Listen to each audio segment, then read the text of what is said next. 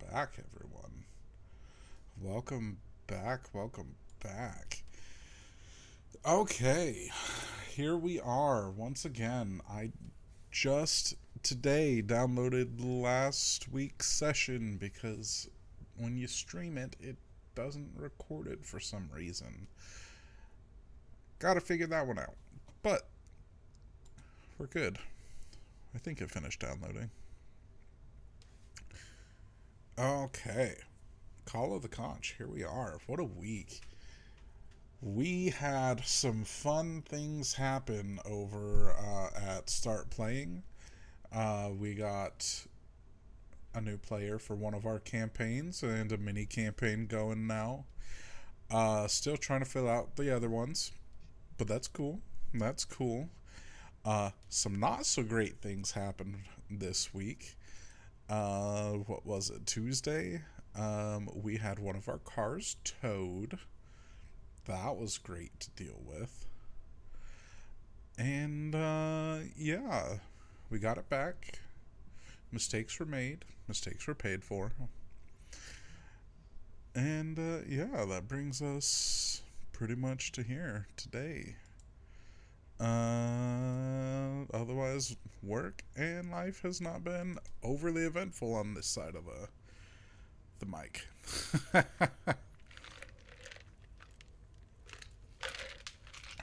We do have a few players that will be missing fairly consistently from this point, which is perfectly fine.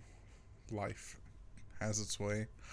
Uh, Before we get too far into it, sup, Joker? Thanks for showing up, bruh.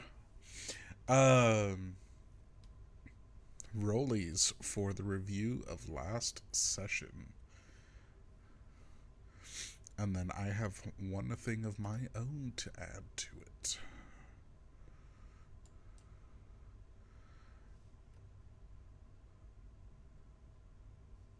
Zane, my boy. You want to give us that review? Okay. Oh, I did the last one. Oh, you did? Oh, that's right, because Strider handed it off. Hey. Alright. Strider, you want to give it to us? What Yeah, I'll take happened? it. What happened in your last session, bro? Thank you.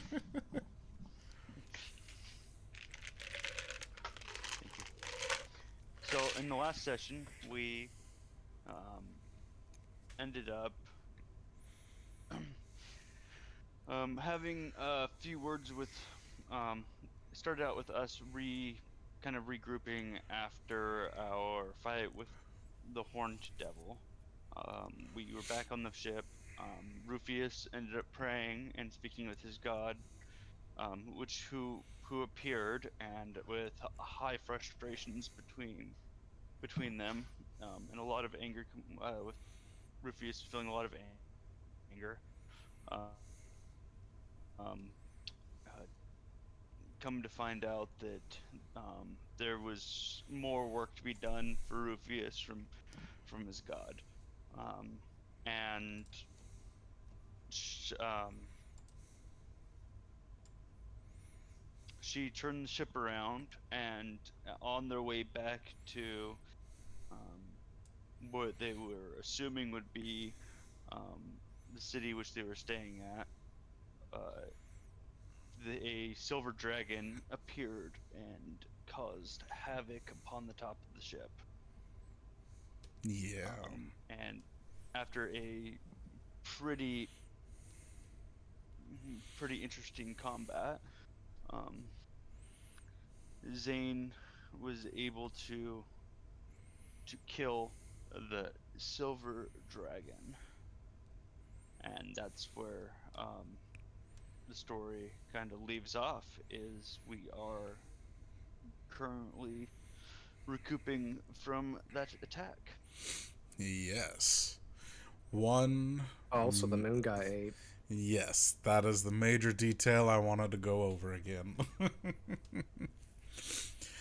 So, Yes, the final moments of that fight.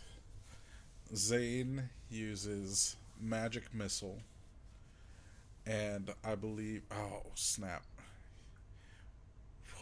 What's your magic missile look like again? Isn't it like dolphins and sharks or something like No, that? that's Kai. That's Kai's. Oh, Yeah, mine was a mixture of like owls, crows, and some little dragons. oh. uh, comes streaming out and lands the final blows on the silver dragon. And as the dragon tumbles to the deck of the ship, we all look into the skies beyond, and you see a massive serpent rising from the ocean. Grays, blues, oranges, all kinds of flames and light flickering from this being as it rises up to Mayari, the moon goddess. We see as it unhinges its jaw, rows of teeth shimmering in the moonlight as this impossibly big serpent does the impossible. And its jaw engulfs the moon. As we see those teeth slam shut, there's a moment of silence, of stun. Having just learned of the great celestial eaters, not really knowing any by name, witnessing firsthand an attempted murder of one of the gods themselves. You see a great distortion fling through the space between us and the moon as a sudden gust from the force of those jaws clamping shut rocks the boat. A thunderous boom bursts your ears, and your eyes open.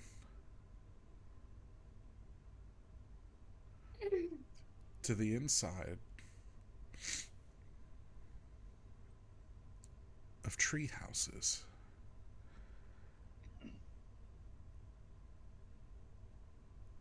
We're in a completely new area now.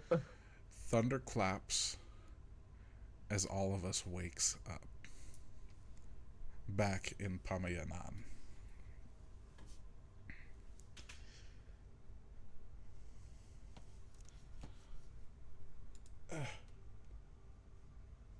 Let me get there.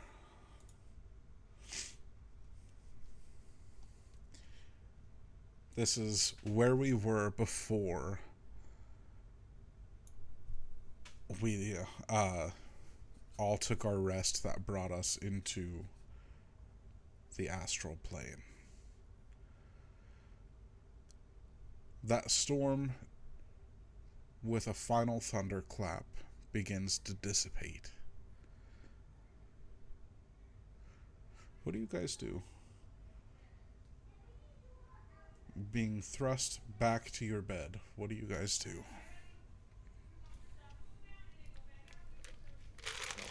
Zane will wake up in a startle and then just kind of think, we didn't get to loot the dragon.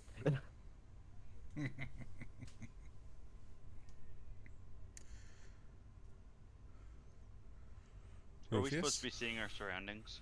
Oh, no. Did I break things again? I probably broke things again. Dang. I'll just throw us all on the map.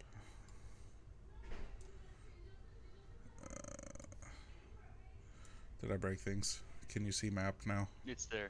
It's there. Okay. Black and white for this there. In my face. What? It's black and white. Oh no. No. Oh. I'm breaking Sorry, things. Token vision. Oh, I see what's going on. But to answer your question, Rufius comes and startles forward, or he startles up, and the first things out of his mouth, he yells, "The damn god is at it again. What the hell?" Okay, I see what's going on. The damn god is at it again. But what the hell?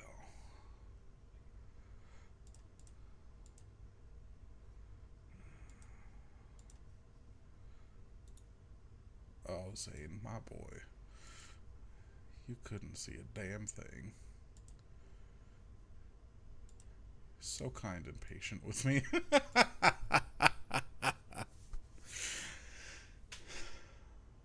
It's still black. No, it's black for you? Bruh. Mm-hmm. You had it all fixed, then it went black again.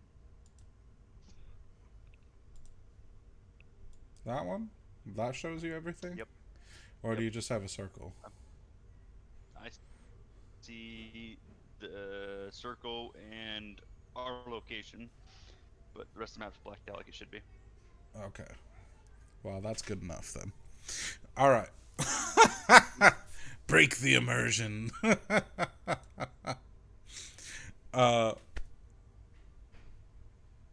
So we are all in separate rooms. Lorton, I think, with a start, would jump up from his bed and immediately go to either a window or either go to a window or go out the door to check the sky itself. And so that's what he does. He moves out. Ba-da-ba. And as those clouds break, that great serpent hangs in the sky, with the moon gone. By the gods, I've never thought this was possible, he says under his breath. Rufius! Zane! Are you there? Is it pitch black out? No. Yeah, that's a good question. No, it's not. I'm Yeah. alive. Wait, do we technically count it as having a full rest? Yes. Okay, good. I need my spells back. Yeah. Sorry, I should have told you guys that before. Mechanically, yeah, it was still a full rest. Everything that you experienced, everything that we just experienced was in a spiritual sense and not a physical. So, how do I do the long rest? It's the campground at the top of your screen. Am I controlling Tianci still, or was? So, are you going to look for them?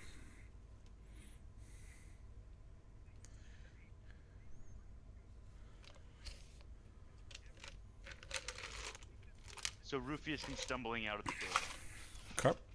What, Lorton? What? And he looks up. Yeah. Oh, Lorton's shit. just gonna point up. Lorton's just gonna point Oh, up. oh shit! It was What real. the hell? It was real, Rufius. Oh, what? Did you figure out that long rest, Zane? Yep. Okay, cool. Oh, I see that now. Where?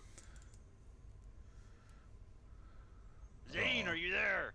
I'm alive. I'm alive. The moon, Look however, at this shit. I can see there's a giant snake in the sky.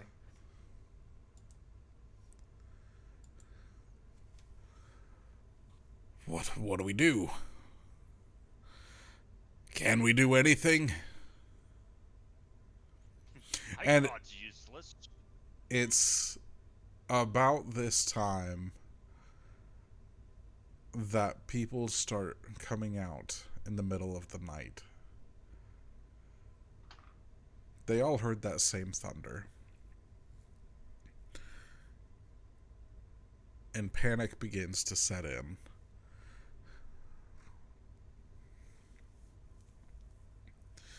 As people start swarming the streets, you hear and are surrounded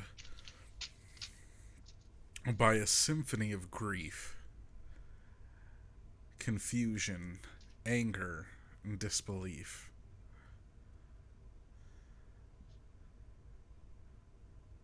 What do you do? Zane kind of looks at the others and says, maybe we should do some crowd control here. Wait. Rufus is looking around. Where's Tiancy? And that bird creature? I don't know.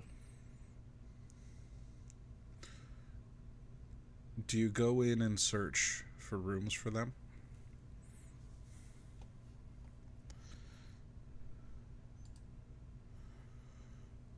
Or are you more worried about the crowd?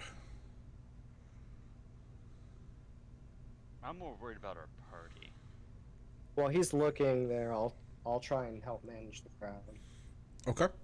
Lorton will help you. How would you like to manage the crowd? And then Strider will come back to you here in a moment. I'm going to use prestidigitation to try and create like a visual effect to grab people's attention and try and get them to calm down. Okay. To like gather around. I'll figure out what's going on here.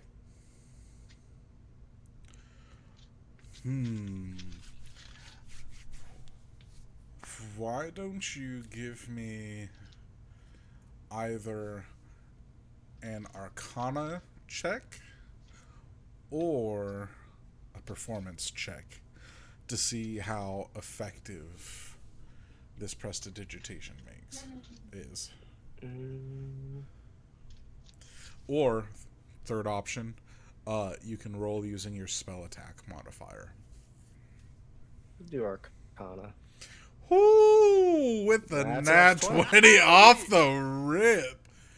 All right, what image or what illusion are you going to create with your prestidigitation? Zane using prestidigitation will make like little fireworks that kind of zoom around and like make little explosions of different creatures and animals. All right. To grab people's attention. And is there? Let me see. Is there something else I can throw on top of that? I don't think there is. No. I mean, not beyond light itself. No. Damn. Okay. But with that nat 20, it seems as if the entirety of the community on the streets all slowly stop and watch as these little lights zoom around, cracking behind them, almost popping like you said, fireworks. And after a good minute or so, the crowd is quiet.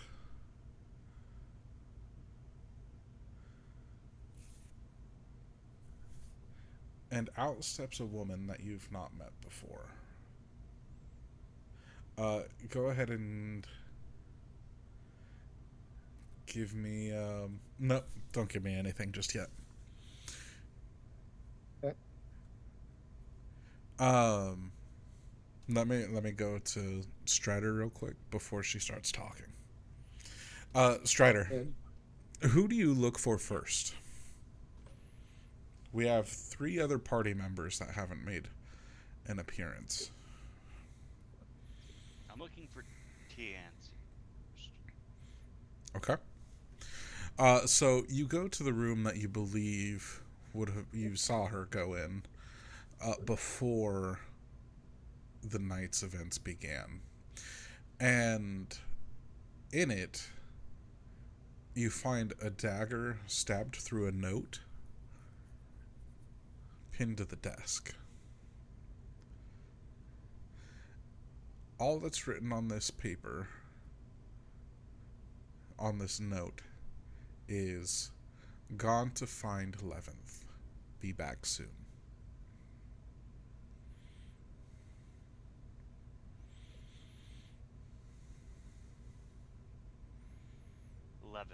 Like, would I know what that is? No, you would not. But Tiancy must have known who it is.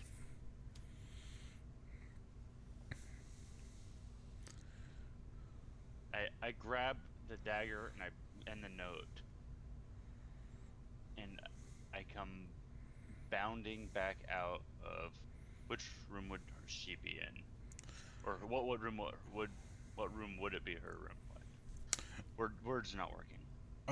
You're good. Where is her room?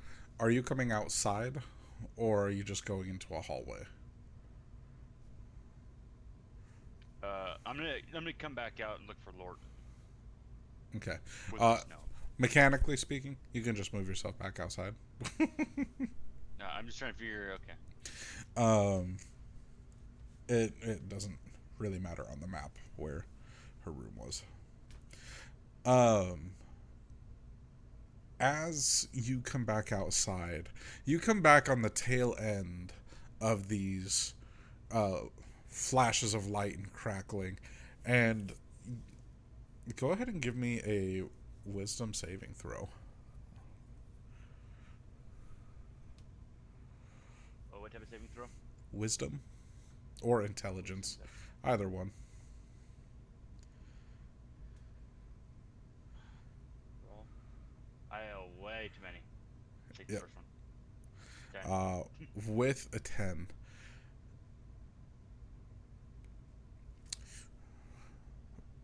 With everything that we just experienced, Rufius would probably be a little jumpy.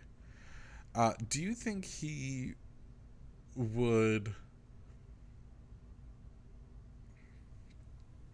view these fireworks as a distraction or as a possible threat?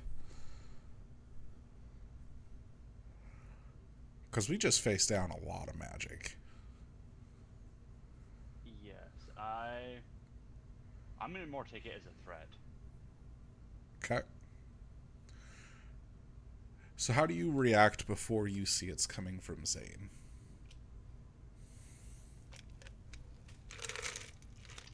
I'm going to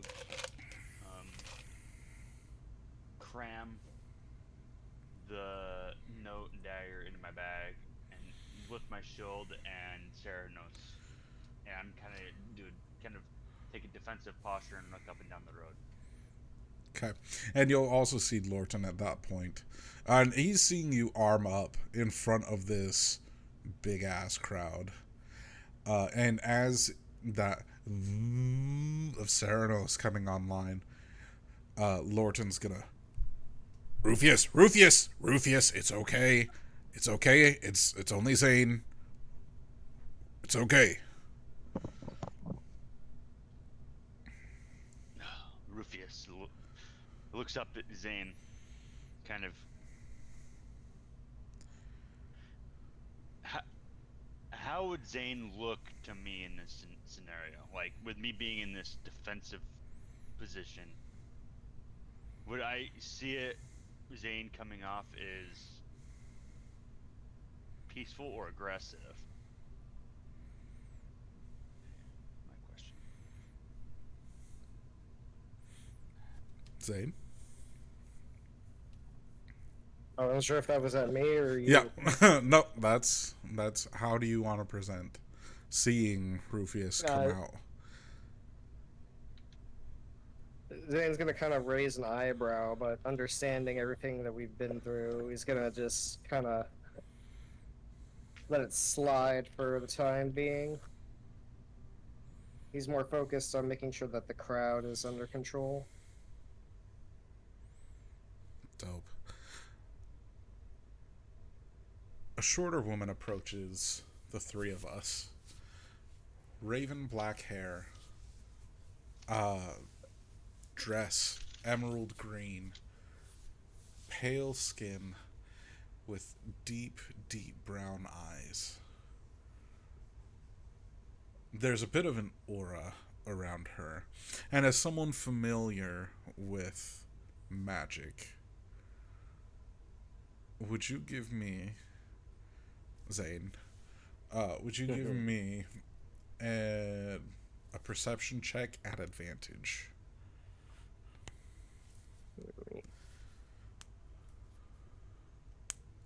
Oh. 16 will be the highest. We are taking that 16. With that 16, you're going to see a shimmer of shadow draped around her shoulders. Strider, you recognize Babylon Calahon. This community's leader approaching.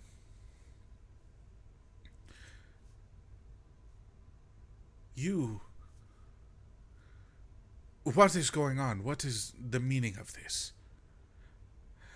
Zane, you're going to see that almost shadow shimmer and drift towards the ground, hit the ground, and slither its way around you. As she points up to the sky. What is this? What is this?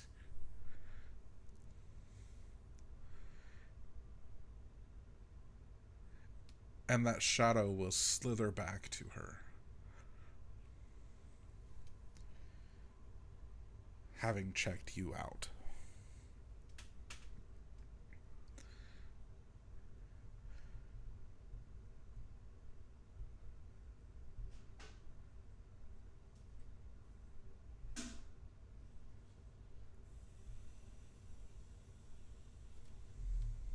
Zane thinks for a second and just goes, I'm not sure.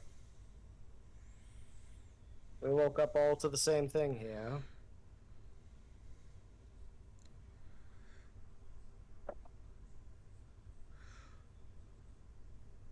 She turns to you, Rufius. Do you have an explanation for this? What is happening to the moon?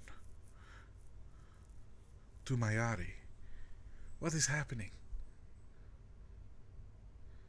There's been a few encounters that we've had in our sleep. Some dealings with gods. And I don't know why this is happening, but there is a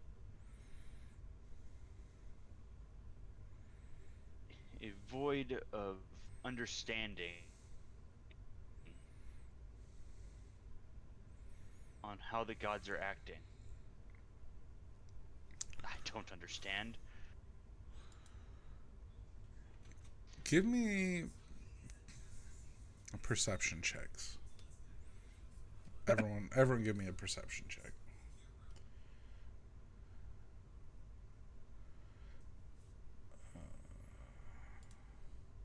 Jesus Christ, why is his perception so bad? Mine? No, mine. It's a plus 11. 1. Oh, okay. It's a what? Mine's a plus 1. Mine's a plus 0. Oh, jeez. Okay. It's a straight roll.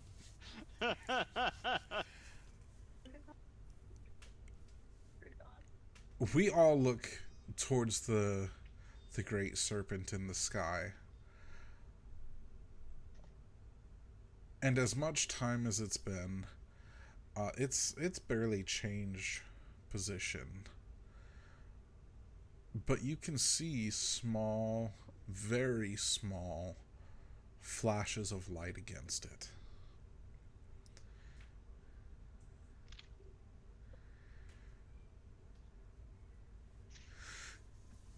You guys were working on curing the island, were you not?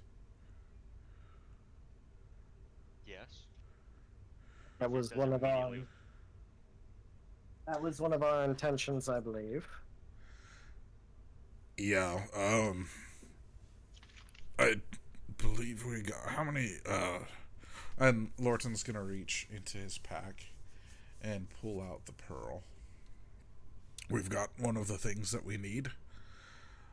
We still need the ash from La Lahona, the toxin, and the honey from Drick, whoever they are.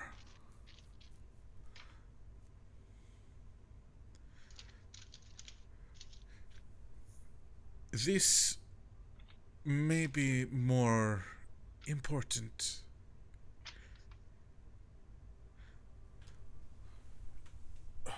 Bruh, I need dice. Come here, you silly dice.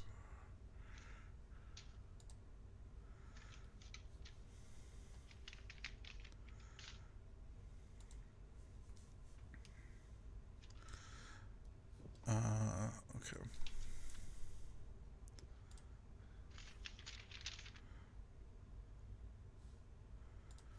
Dice.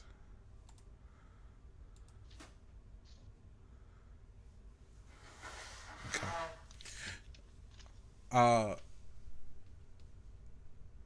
She looks closer at you, Zane.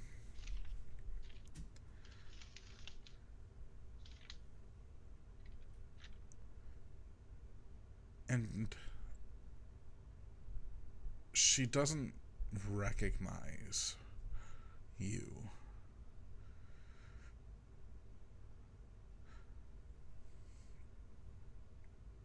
And who are you?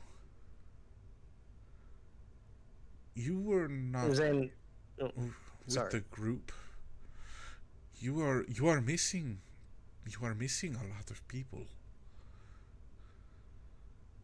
But who are you? You've not been on my island before. Yes, a lot has happened since they last departed. I am a, I guess you could say, stowaway. They found me in the giant clam, and I've been traveling with them since.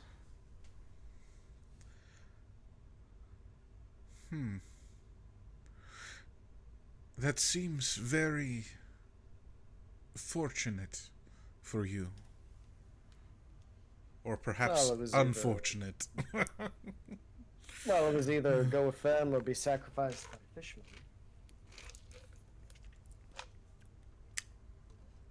I see you picked the better choice.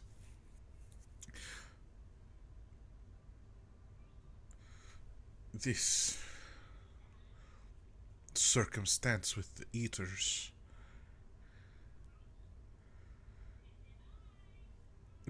Do you know more? What is going on here? Well,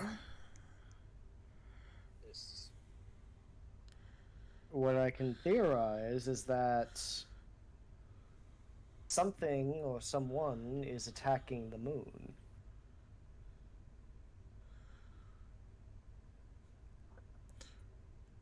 Perhaps the only ones who truly know what's going on may be the gods themselves.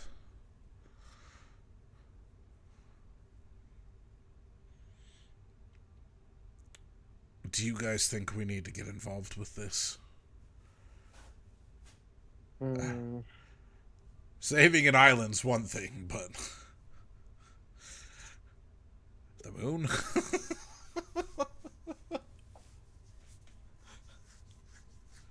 Well, the moon is actually a very important piece of the ecosystem of the whole of how anything and everything works. If we didn't do something, what could the consequences be there?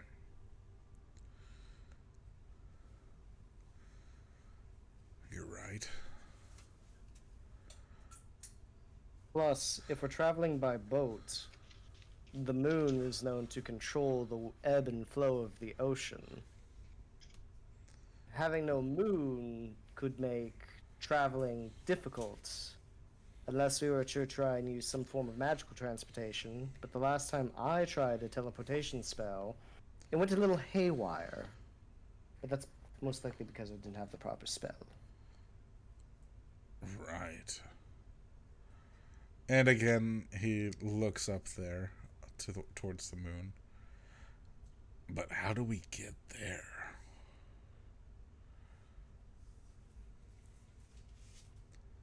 Hmm. Is there a shrine to the moon?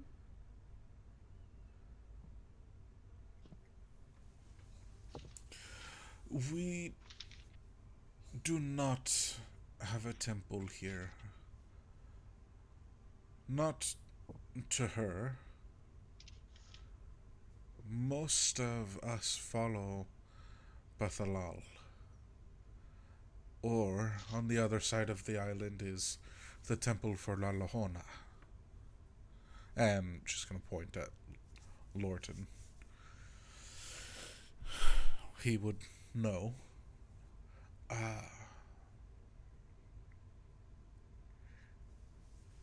There are a few who believe Anna Golay. And on the southernmost point of the island, there is a small temple built in honor of Halal. It sits on the cliffside, where her followers watch her masterful works in the skies, each morning and evening.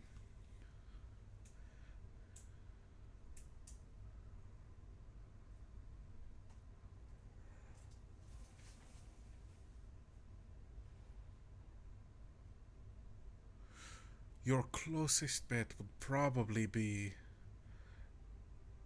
if you were to try and travel there physically. It would probably be to leave from the city of Lyre. But that is across the ocean.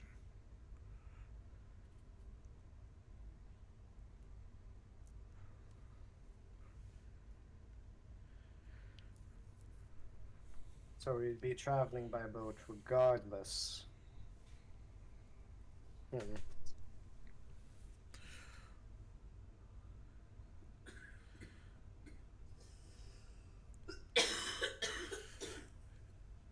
The island is not doing as well as we hoped, fighting this blight.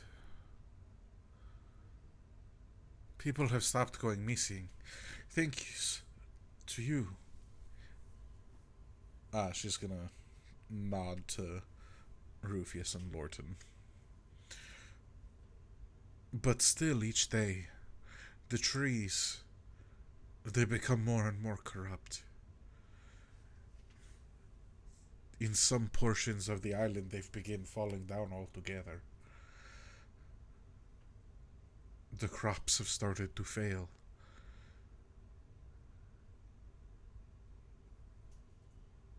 I don't know how much longer we have.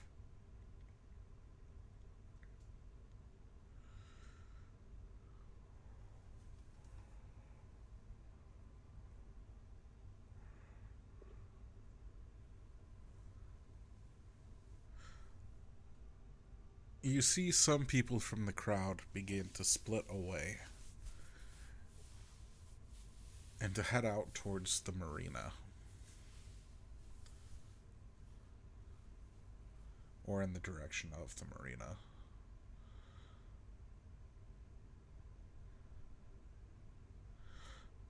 As much as I've traveled all to the other islands, I will admit I do not know what to do in these circumstances.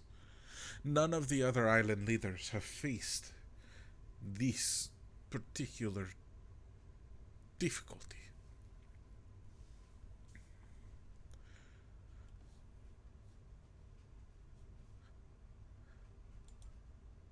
I'm afraid for my people.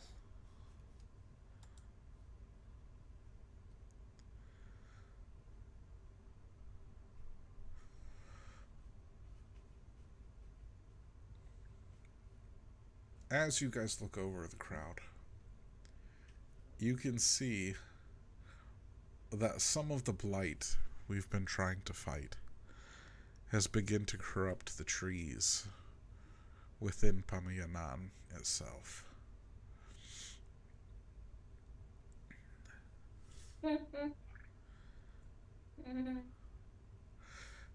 I understand if you choose to go and attempt to save the moon,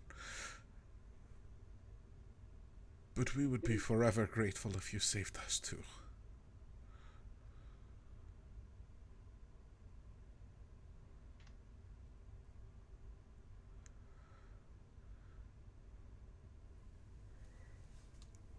So what do you guys think?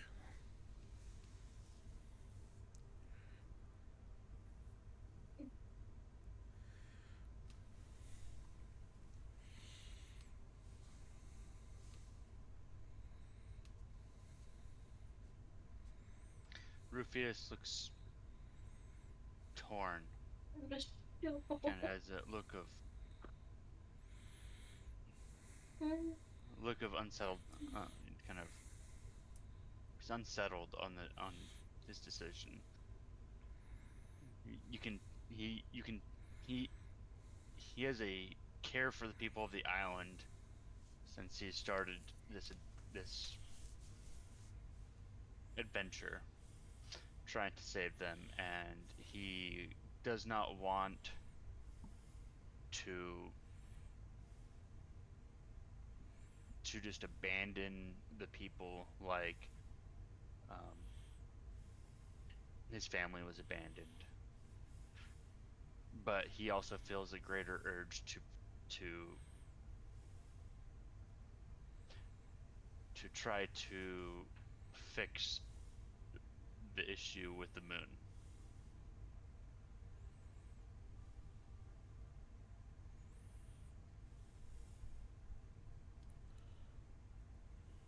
Zabe? Ruf- Oh, sorry. I didn't know you were still going. Rufius looks up. No, had to change the thought process. Rufius looks up at Babahon and goes, "How much longer do you think your people have here before this plague takes out everybody?"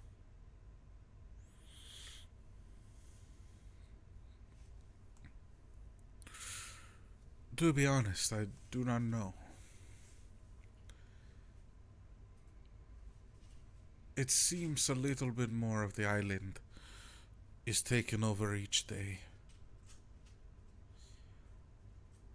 I don't know when it will corrupt all of the food. I don't know what will happen if the animals eat the corrupt fruits, if they eat the corrupt trees or grass. I do not know.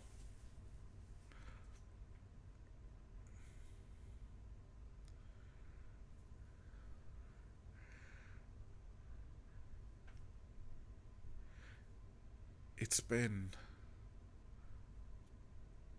roughly 3 weeks since you first made shore here.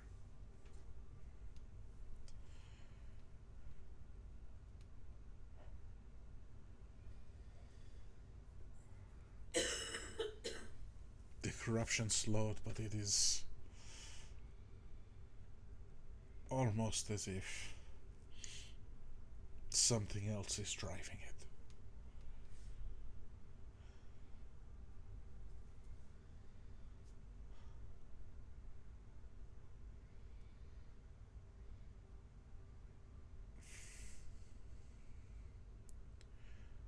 I do not know if I can ask my friends and family to leave everything they've ever built, ever loved.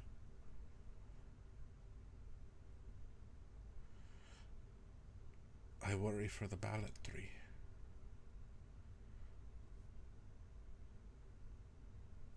There have been whispers that the corruption is heading to it at an even faster pace.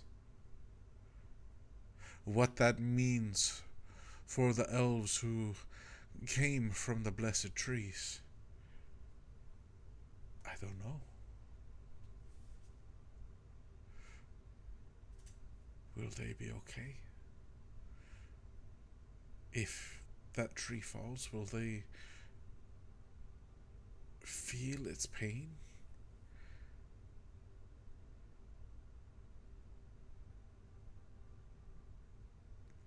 That part of the forest, it is not only their home, it is their ancestry.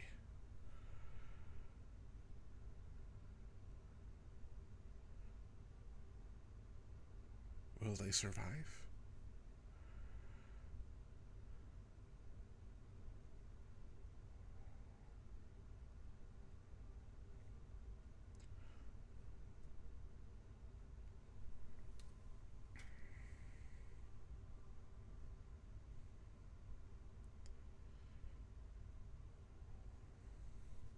What do you guys think?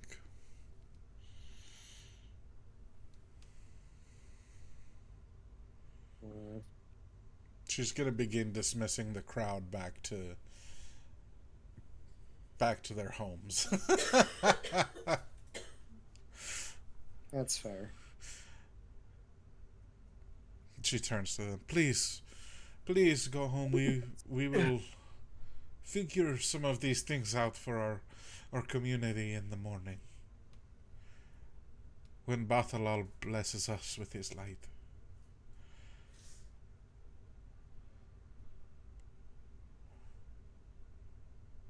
And as they slowly return, she turns back to us.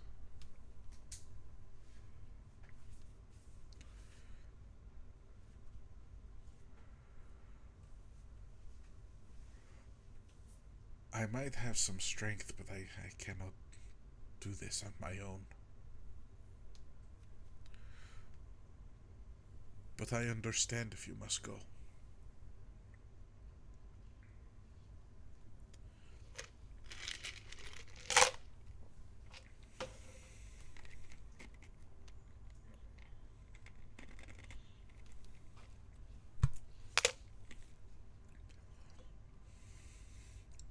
So what do you do?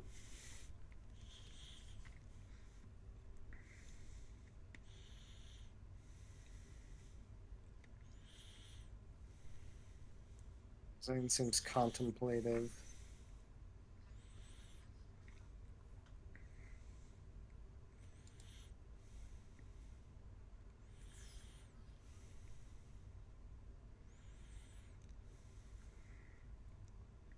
I need to figure out what the effects of the moon missing will be. Engage from there. But I do understand your people's plea.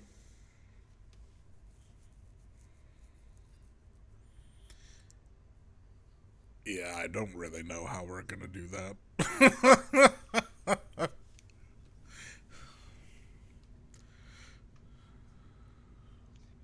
Maybe if we just continue on our path forward in helping this town, maybe we can think of a way to help the bigger picture. Perhaps La Lahona does have some guidance.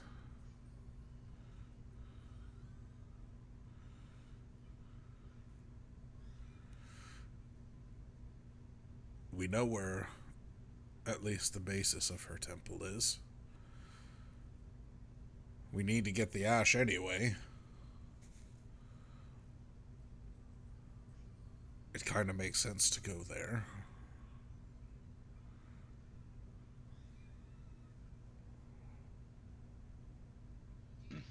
We should continue on to get the ash at least. We have a few more concerns besides just which route to take, but what's going on with our traveling companions of our party? What do you mean? Rufy pulls out the note and kind of hands it over towards Lorton.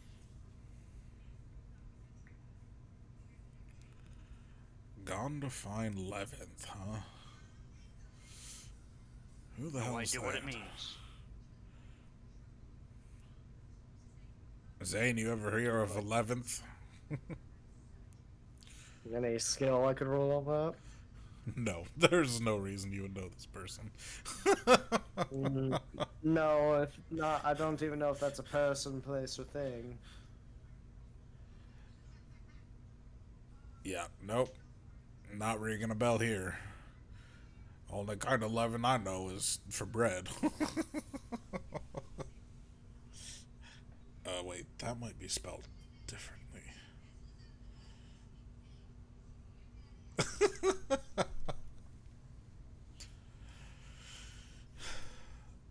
I think at this point, Lorton would. Let me go check on the others. And first, they would probably go and look for Kai. And Kai's not there at all. There's no note. There's no nothing. In fact, their bed looks like it hasn't even been slept in.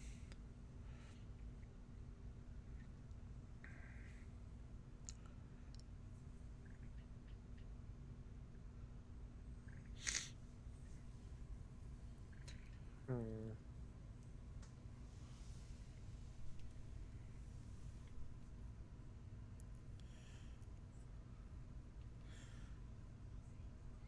Tieflia left a note saying they need some time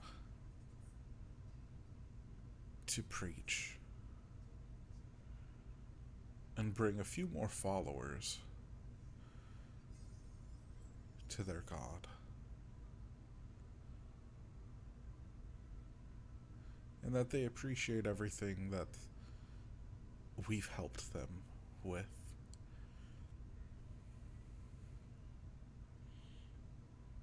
And that they hope to see us and cross paths with us again soon.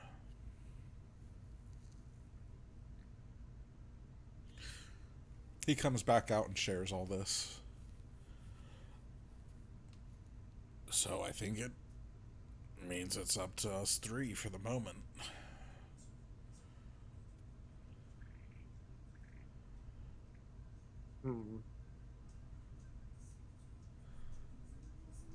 There are some preparations we still have to do.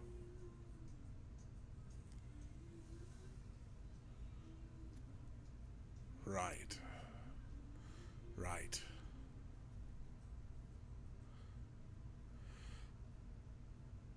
I don't think we'll accomplish too much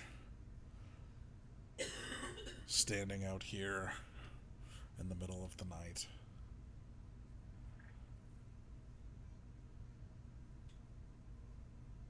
I think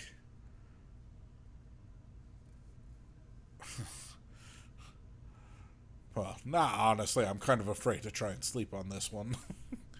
I don't really want to go back where we were.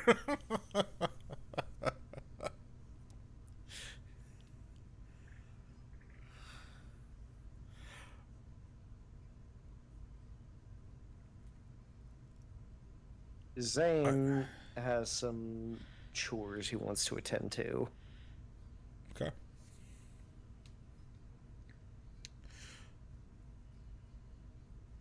I think I'm gonna go check on the boat. Just in case we need to leave here in a hurry.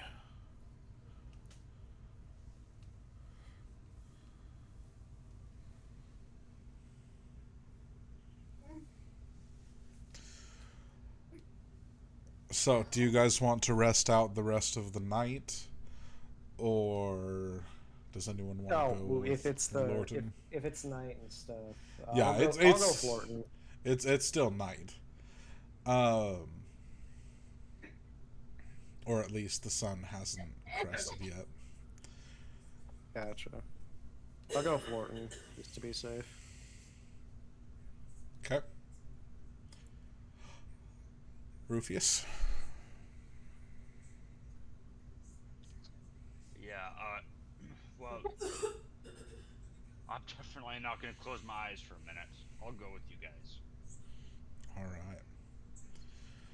We begin picking our way across Bamiyanan, and after about 15 to 20 minutes, uh, we come up to the hill that overlooks the marina where the boat is. And we check out that shack. There's a few things. There's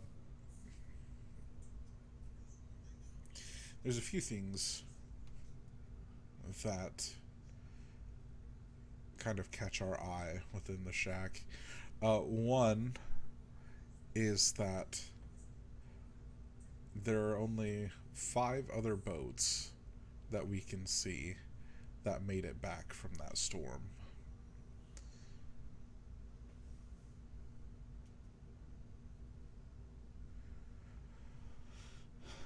The shrine to Reiki has candles completely lit.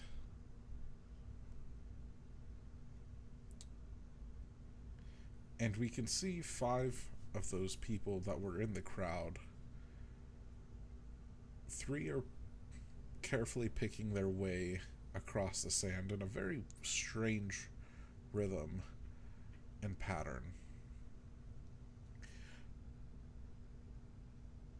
And 2 almost seem to be bent over with buckets trying to scoop stuff off the sand.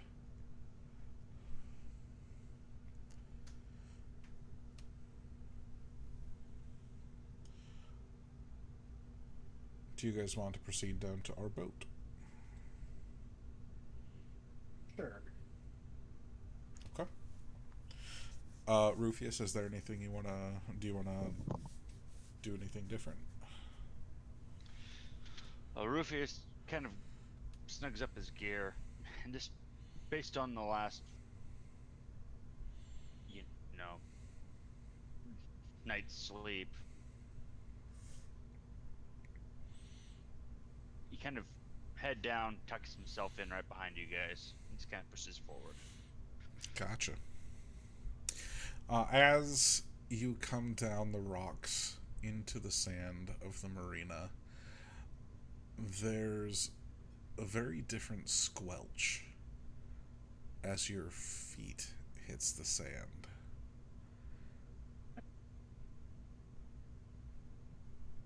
And you see those 2 members of the community are scooping very large goops of jelly from off the sand as they're like trying to carve a little path to the other boats.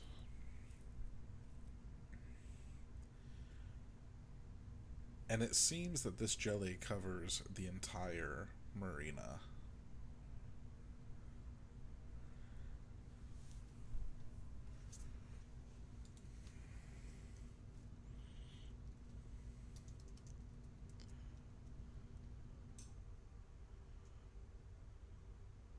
So, like, the water's more like a jelly now? Not the water, the sand. Oh. Zane will take out, like, a writing utensil and kind of, like, see if the sand picks up. Like, trying to scoop it. It's all stringy. So it acts like normal sand. Or No, acts like goop. goop. Ew. You actually don't even get any sand. It's just straight goop. Zane kind of frowns. Is this because of the corruption or because of the moon?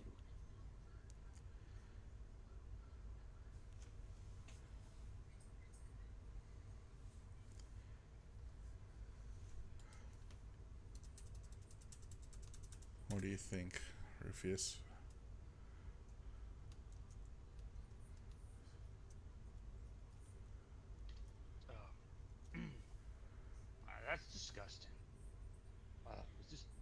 on the boat. Okay. As we get on the boat, I actually don't have this map made yet or transferred over. Uh, Everything seems to still be in its place. But as you look at the small waves lapping up against the hull, you see these really long strands of the goop with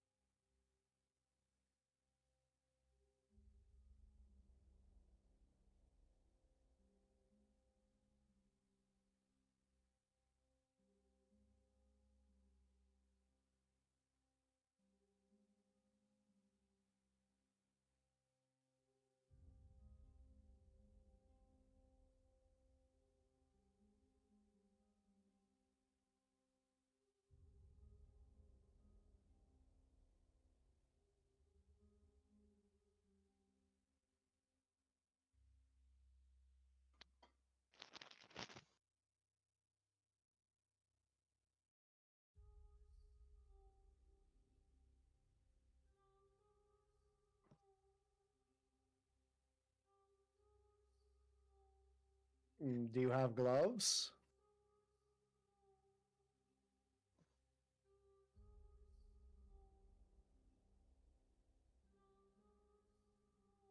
Do we see the creature in particular that has its that is producing this toxin? The goop itself? Oh. Was the toxin itself from its skin, or is there tentacles anywhere?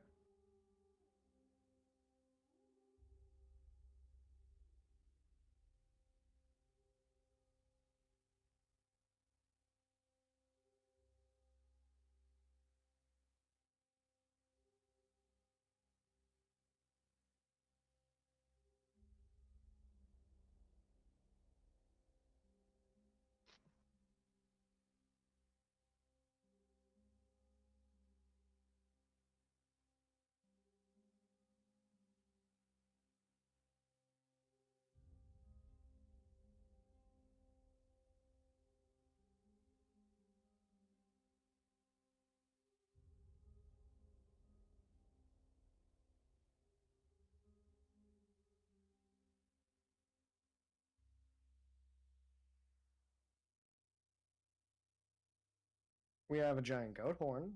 Those are hollow, aren't they?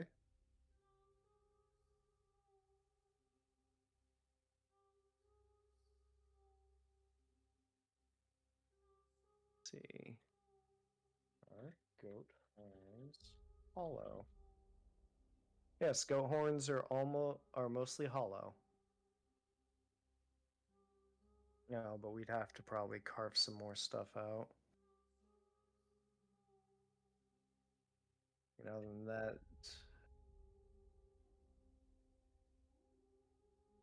hmm.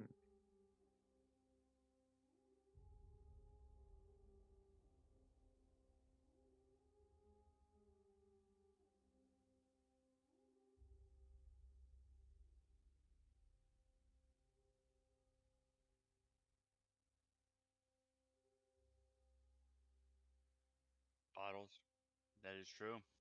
There you go. We got something we can use to.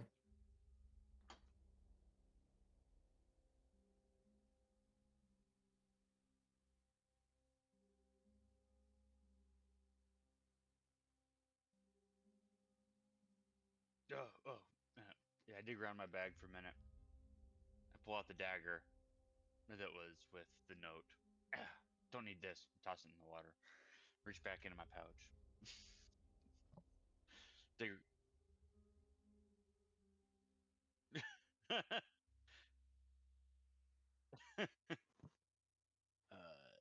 I pull out the vial. Right here, right here.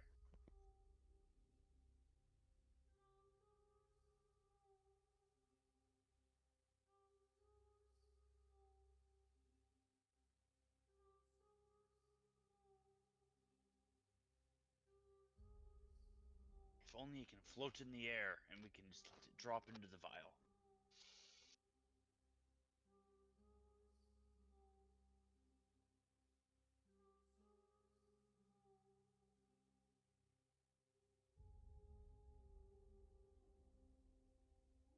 Hmm. Let's see here.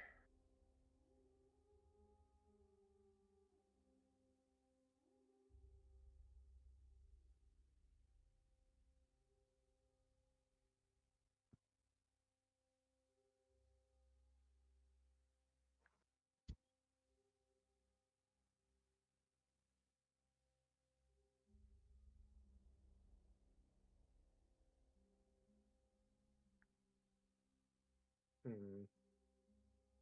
Just diving straight in. All right. Try that again. So, the whole goop. It was Ibisu, the god that we were looking for, his toxin, as part of one of the ritual ingredients for the treants. We have realized we have empty bottles from our water breathing potions we used to get into Erop and Nep's clan. And yeah, so now we got to figure out how to actually get the toxin itself. I made the suggestion. Well, Zane made the suggestion of using Mage Hand, but I didn't get the response back if that would work or not. I did not hear Mage Hand before my PC shut down again. So, That would explain that. I am so glad you have Mage Hand because I do not. Yeah, Zane definitely has Mage Hand, so if we're able to use Mage Hand, let's do that. Hell to the yeah. So we are on our boat, right? And as you go to use your Mage Hand, why don't you give me a spell attack roll? To see if we can get it. Oh, here's the question. Here is the question. And Rufius, you and I can flip a coin for it. Who wants to hold the bottles while this mage hand tries to get one of the tentacles into it? How about we both roll a d20 and whoever gets highest gets it. Gets Okay. to not hold it. Alright. I'm down with that. And then, Zane, I'm going to have you, after we've established who's trying to catch, I want you to roll that spell attack, and we'll see how accurate we get this.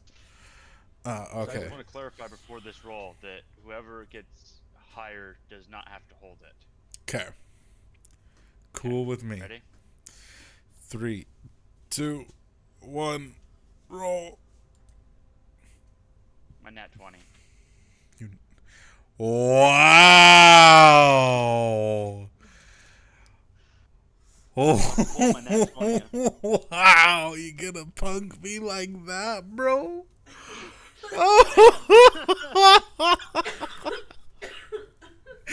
You dirty ass motherfucker. I think that goes 2 to Strider, 0 DM on those.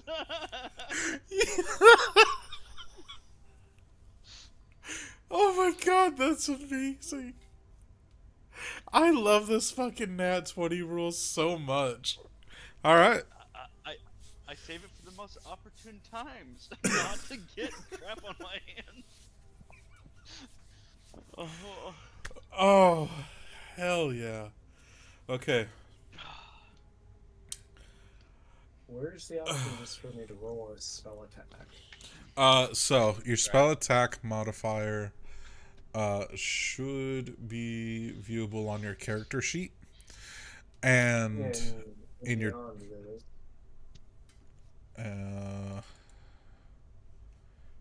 Unless you just want me to roll a flat d20 and add the bonus. yeah, that's what I was gonna say. Oh, or I could just do this. Spell attack is +7. 17, 24. Hell yeah. 24. Okay. 24. So, as your mage hand dips into the water, Lorton's double fisting these bottles, and he's visibly shaking. Like, okay, hopefully, Zane's good at magic. He's got great control. I believe in my friend. Oh God. Lalona, please don't let this thing sting me.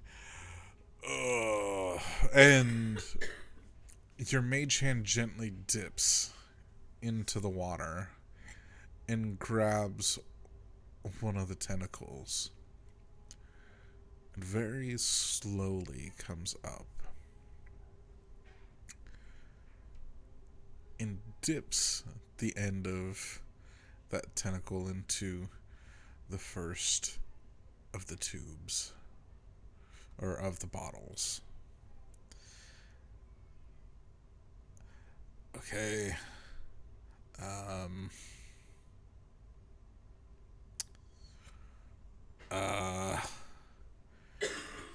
Is there like juice in this or something?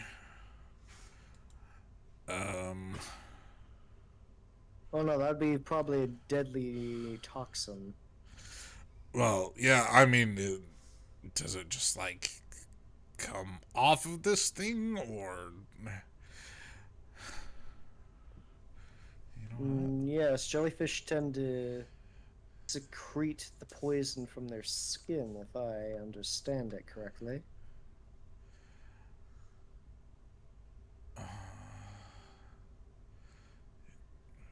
I able to do a thing? Nope, I sure am not. Cool. So like, does it just stay in there? How does this work? Do we just cut off this part of the tentacle and leave it in the bottle, Hmm. or I don't. What?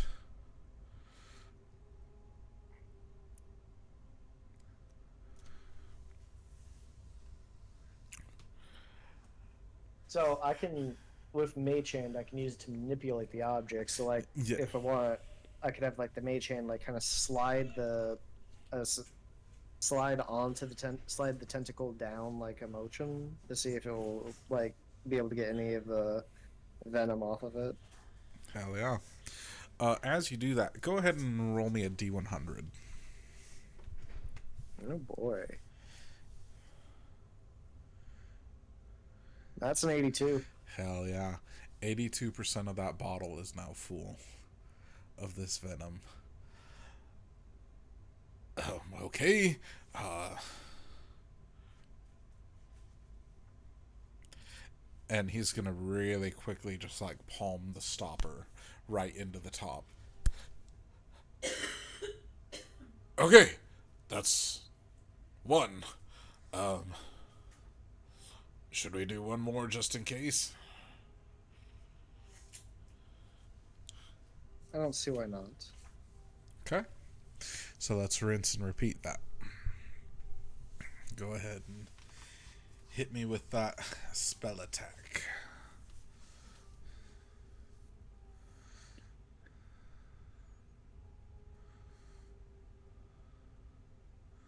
Oh, 13. 13. Alright.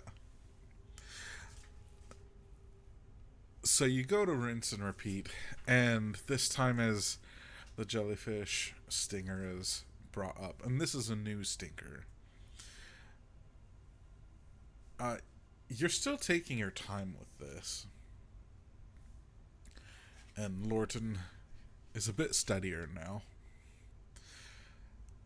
as he's already pocketing the other vial.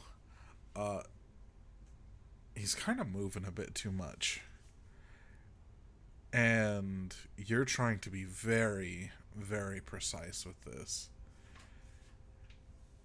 And the minute runs out. The tentacle drops right onto his arm. Oh. Constitution saving throw.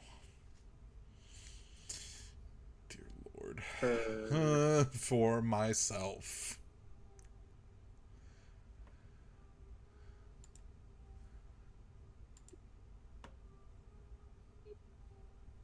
With a 14. As this tentacle slaps onto his arm, instantaneously, giant red welts spread up from his fingertips all the way up his arm, and his body goes rigid. He was muttering to himself at the time, and his jaw locks into place, and blood starts coming from his mouth as he falls back. And his body begins to lock almost as if into an instantaneous rigor mortis. Ooh. Medicine checks.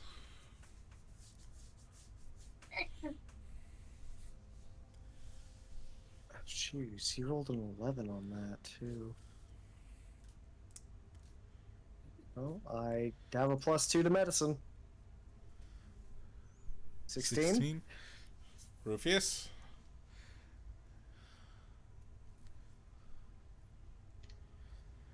Medicine check. I'm rolling Yep. it. Aren't you a paladin? I am. Can paladins cure poisons? And maladies and other things like that? Well, the intelligent ones can. So,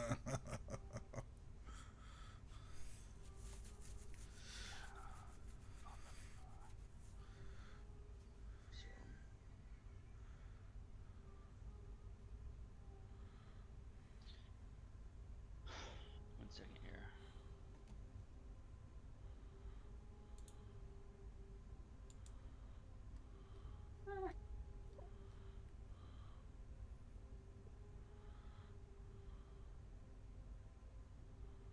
Can divine health help?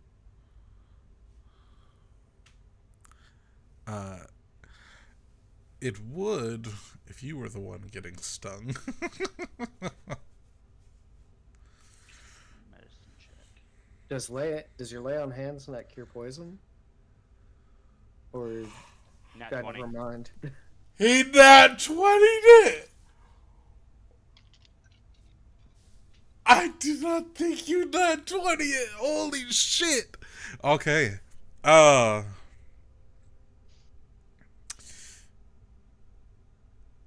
Instantly,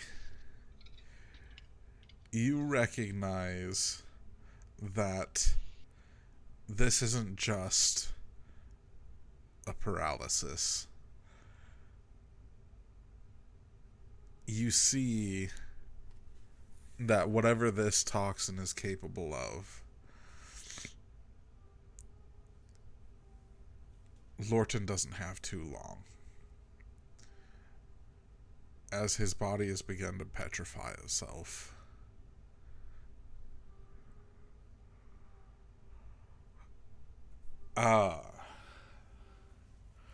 So, with a nat 20,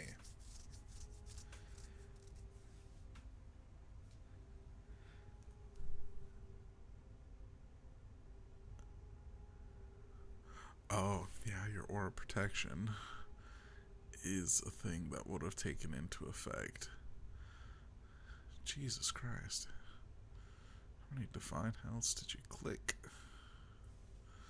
Oh, sorry.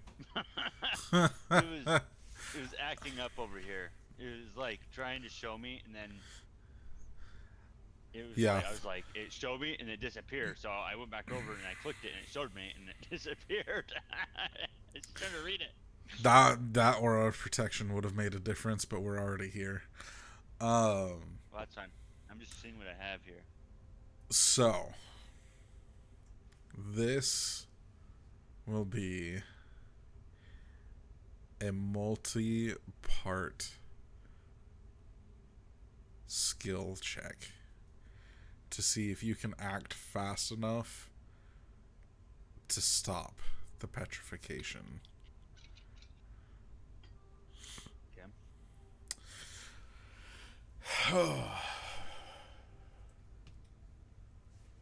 I need to see what you have.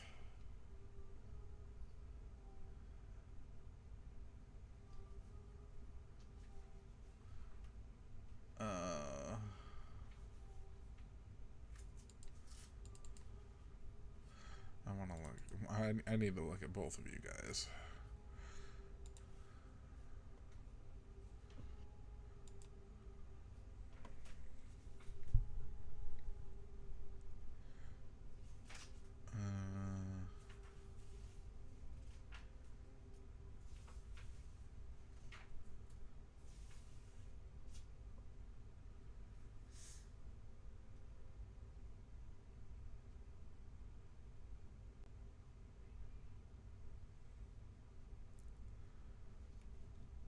fuck. We could have ran Lucky's too.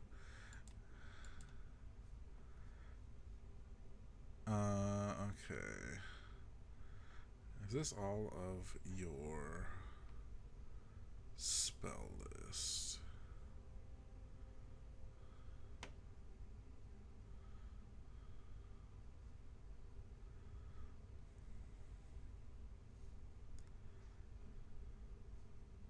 Okay. I'd like to make note that some of my spells were changed due to our party member Tifliel having superior spells that act the same. Right. Nope, you are good. So We're gonna make the best of what we got. Zane, my boy, I need to check you out. Oh, that's not what I I want to doubt do. I have a spell that helps in this situation. It might not even be the spell. It might just be the magic.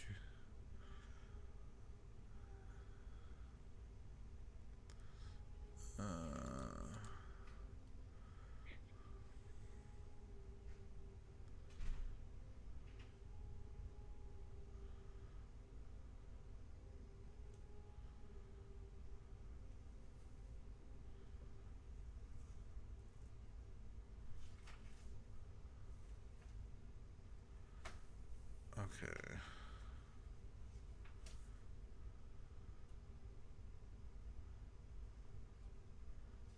These are not what I'm meant to be looking for.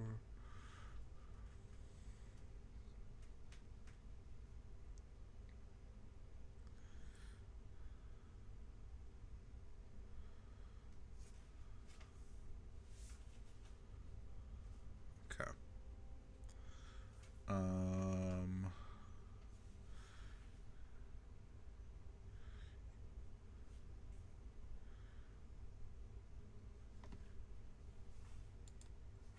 You do and you don't.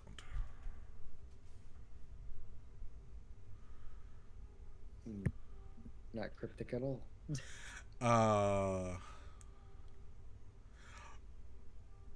So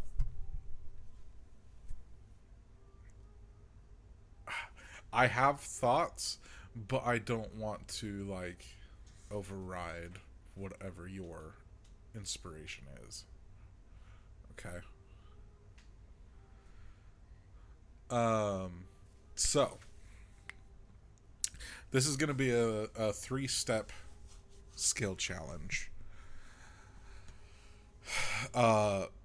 Rufius, as a paladin, Yes. you always have lesser restoration prepared. This is going to work on your spell attack rolls, where you can either use your medicine checks in line with that or your spell attack rolls. I will leave you the choice. So with lesser restoration, Luckies can affect this. Okay. So what's lesser restoration? What's that ability? I'm not seeing that. So it's a 2nd level spell that you touch a creature and you can end either one disease or one condition afflicting it. The condition can be blinded, deafened, paralyzed, or poisoned. Because this toxin is working as a poison, I am willing to stretch lesser restoration in this situation. Okay. Because you've got Oh. three shots, and that's it. Chronal Shift can help on these.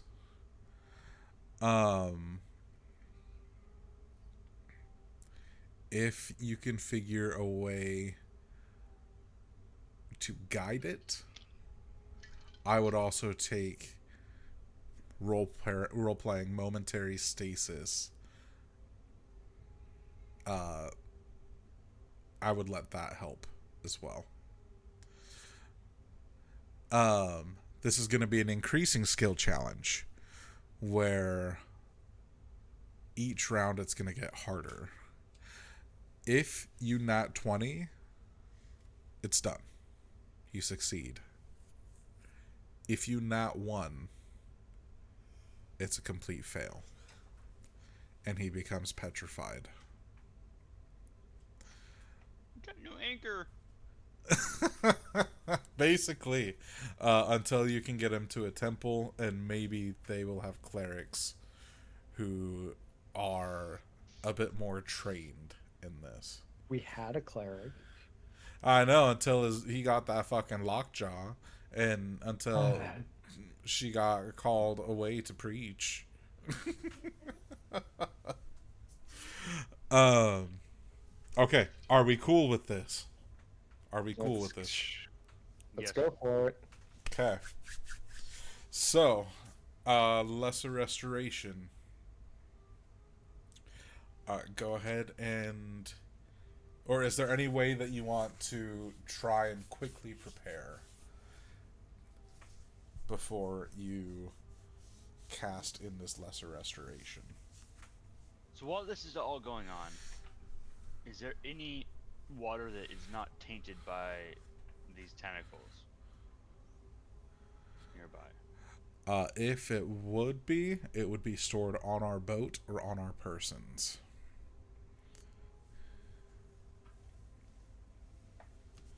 Yes. As I would pull out my water skin as I see this is going on. As soon as I recognize what it is, I reach into my bag and I pull out my water skin. Okay. And what do you do with your water skin? So I take my water skin and I pour it over the affected arm. Okay. Or arms or arm. And as soon as the water hits, I cast lesser restoration on the arm. Okay. Oh, what does it look like as you cast lesser restoration? So my hand glows a vivid orange, and it turns based on what what I'm casting it on, what type of element. It changes into different colors, and poison being a reddish yellow, my hand goes from orange to a reddish yellow. Okay. It being a paladin And spell, do you pray?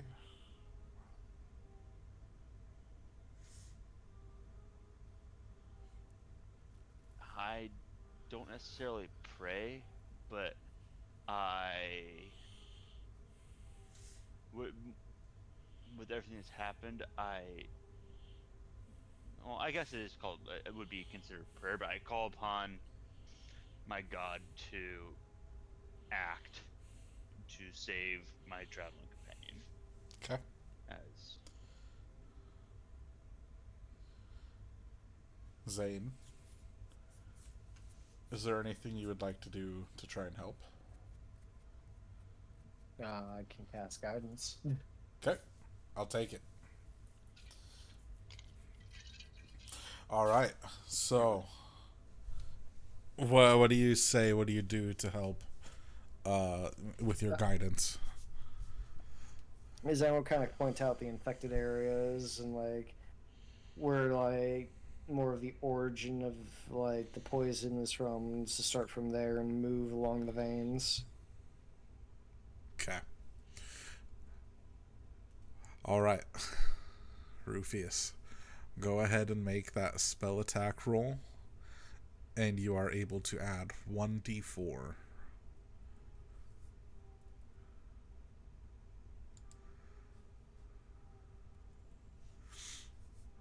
did that cast it?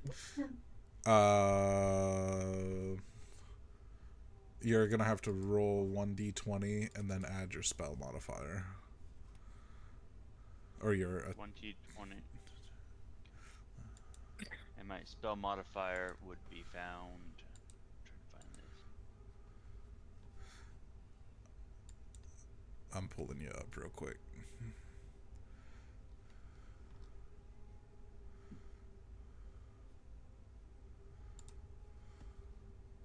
And by real quick, I mean slow as molasses.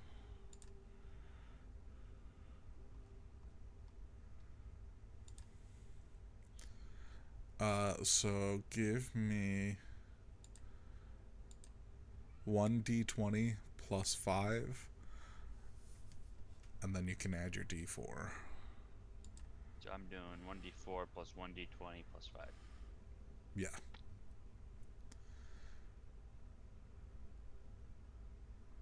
$12. As you begin to pour the water over the toxin in his arm, you see a foam begin to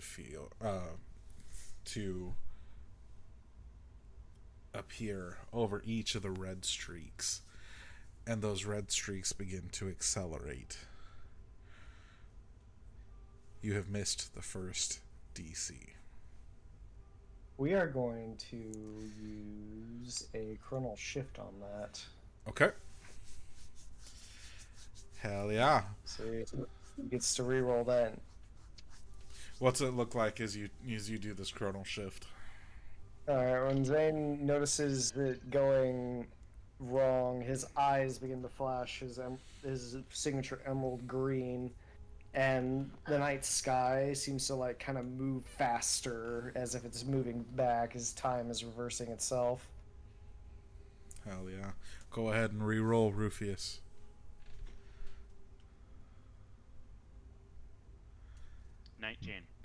19.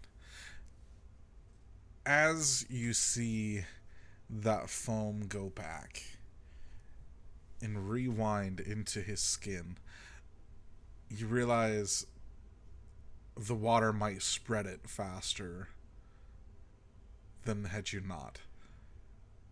And so you quickly stow your water skin as you begin casting Lesser Restoration, and you see the venom, the poison, begin to extract from these red streaks. That is a success. Second skill roll. So you've got some of the toxin out. That was a what? I don't. That's know. okay. I don't know how. What? I don't know how they even popped up because I'm still typing in what I need to roll. So, the toxin has begun to extract.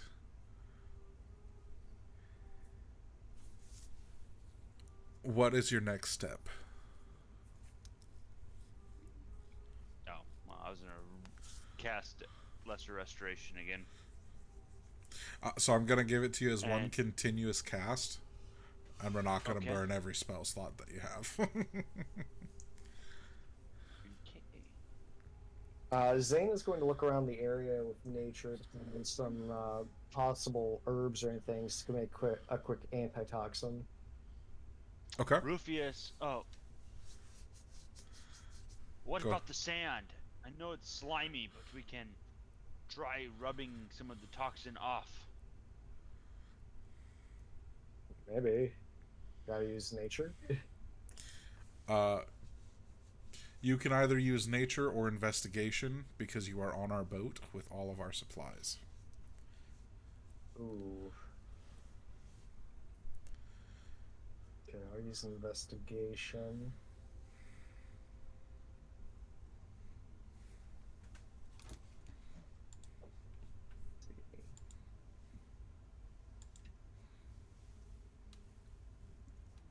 That is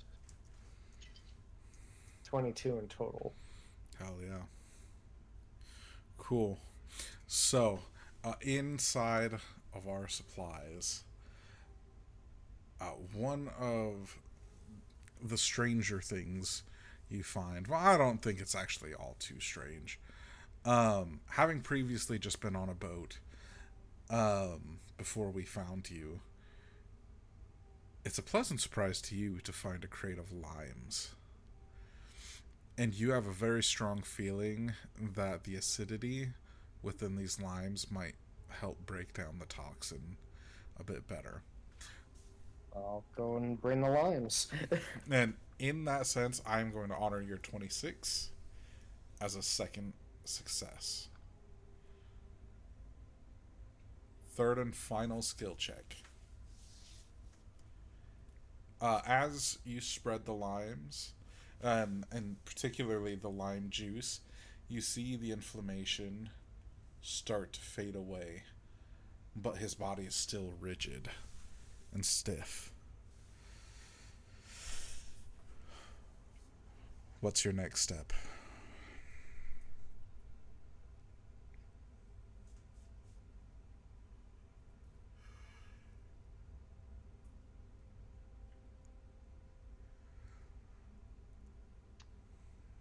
Does healing potions have any effect? Would have any effect on this? Fantastic Potions of thought. healing. Mechanically, they are more concerned about hit points, and this is more of a status or condition. He hasn't actually taken any physical damage, like, to his health. Essentially, he's at this point pretty much. Well, no, that's gonna make things more confusing if I say that. I'm going to ask Ceranos if he knows if he has seen this toxin and knows how to treat it. Okay. Before we do that conversation, Zane, anything that you would like to do to help?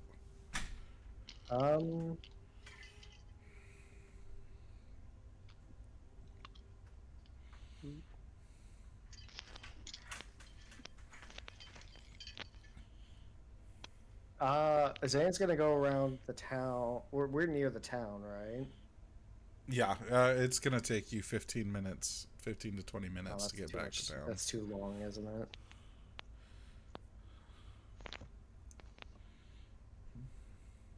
Yeah, it's kind of a long way from the marina to the town proper. Okay. Can we just chop the arm off? A little extreme.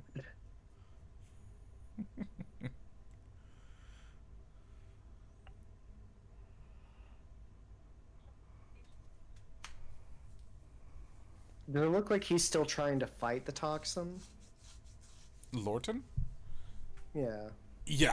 Yeah. He's just. I'm going to see if this will work. I'm going to cast Enhanced Stability on Lorton. Ooh, okay. I like that.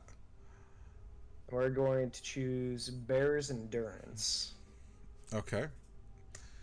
Bear's So Endurance.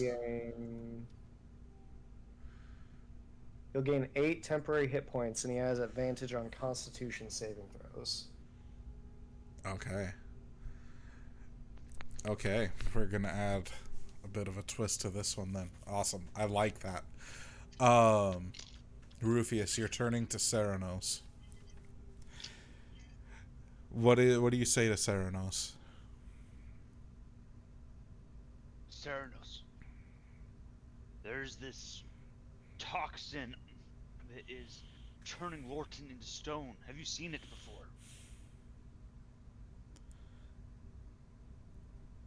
Rufius, you dumb as fuck asshole. I don't know what you're talking about. What do you mean a toxin?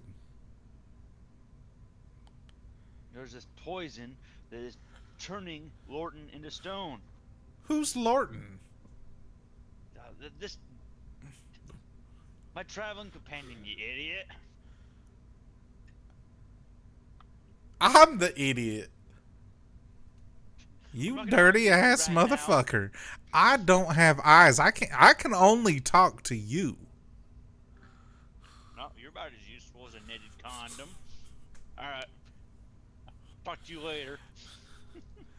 You wouldn't even know what to do with a knitted condom. Keep my ears warm. Okay. So, what are you actually going to do? Not that he was virtually no help.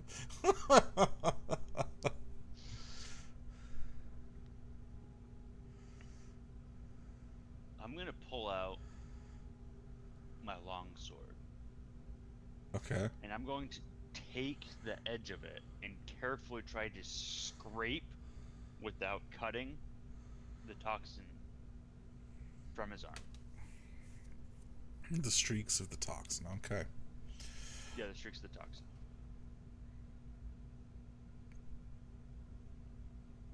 Okay. So, here's how this will work. With the enhance ability. Lorton is going to roll a constitution saving throw at advantage. And Rufius, I'm going to have you roll your 1d20 plus 5. And if our two rolls are above total, not total, average above the DC, it's the third success. If they both average below, then he is no longer, like, his life is not threatened, but he is paralyzed until you guys can get him help. Okay? Can I still use luckies on this? Yes, you can. Okay. And is there no longer guidance? Do I Correct. get guidance on this or no? No guidance, because Zane is now concentrating on enhance ability. Perfect. Cool. Understand. All right. Go ahead and give me... Oh, there's my first throw. It didn't ask if it wanted it at advantage. And it Go ahead rolled and... as me. Oh, motherfucker. So... That is not my first throw, sure. because my modifier is different. Yes. Okay. You want me to throw mine? That's my first throw. Go ahead and throw yours. Nope. Not one dip. Oh, We are dear going- Lord. You could lucky it. Nope, not out of a nat 1. Can I chronal shift him out of a nat 1? The nat 1s and nat 20 stand for story. So, here's where we're at. If I can nat 20 this, and this can be hit by lucky or chronal shift, it'll counteract the nat 1. Okay? Okay. Here we go. Nope. I want to use lucky. Are you gonna send me your lucky? I'm sending you a lucky. Okay. So, since this was an advantage, both rolls are gonna be hit. So it's a full, fresh reroll.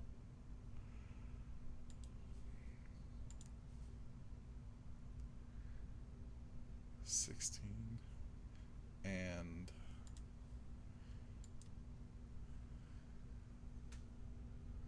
$9. Okay. Do you want to do chronal shift on that? Yeah, let's do that. I can't believe you nat won the final roll. Well, I had to counteract my nat 20 on my... Final roll. Damn. We spent a lot on that. Okay.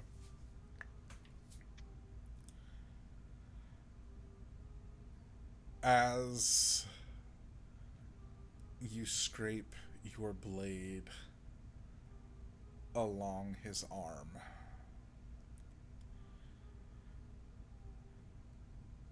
you try to keep the pressure gentle, But as you get to about his forearm, you meet a solidness.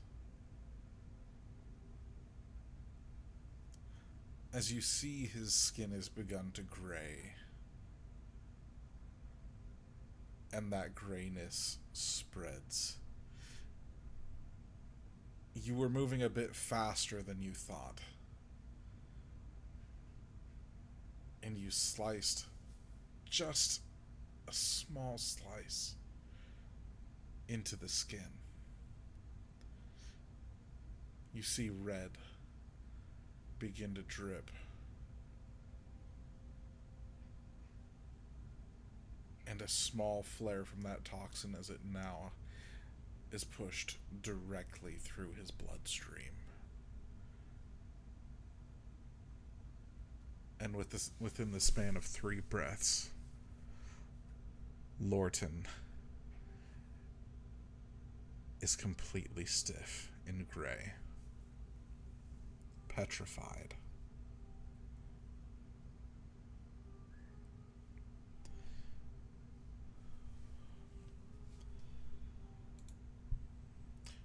So, thing to note. As of this moment, he is not dead.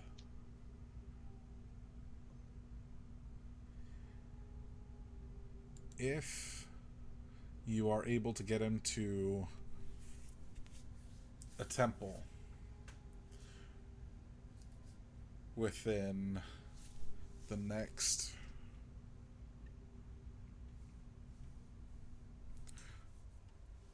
I'll give it with this toxin, I'll give it a day.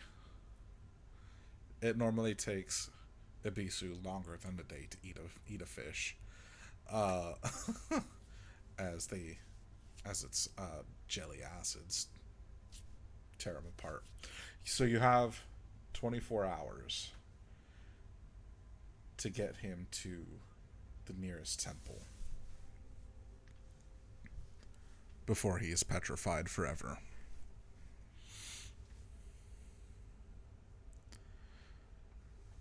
Yeah.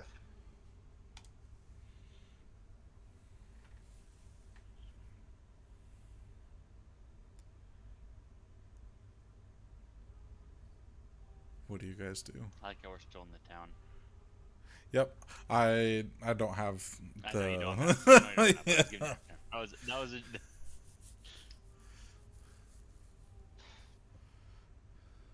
Zane, what should we do? He's hard as stone. I kind of knock him on his forehead, kind of like knock on his head. We need to get him to a temple and find a healer as soon as possible. I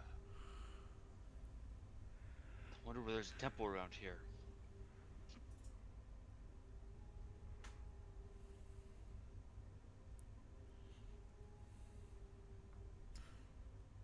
Did we already decide there's no temple in town? There's one that's...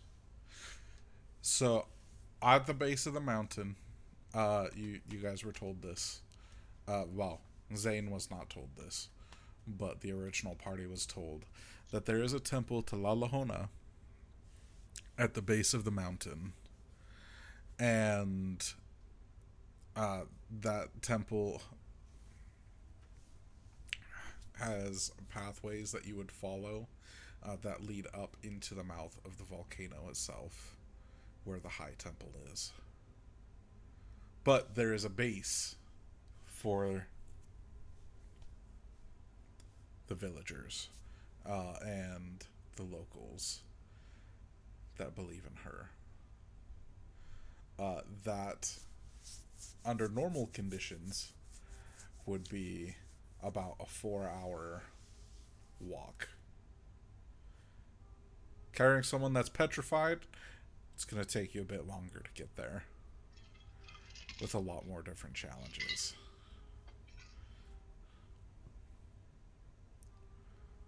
Well, we have 2 options.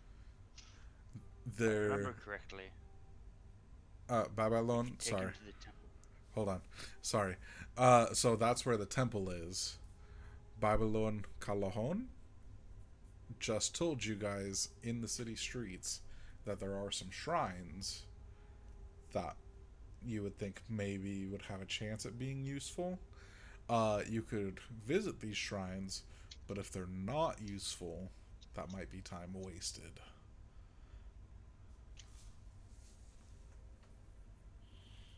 And then there's the temple at the southern end of the island, the temple for Halal. But that would take you more than a day to get there.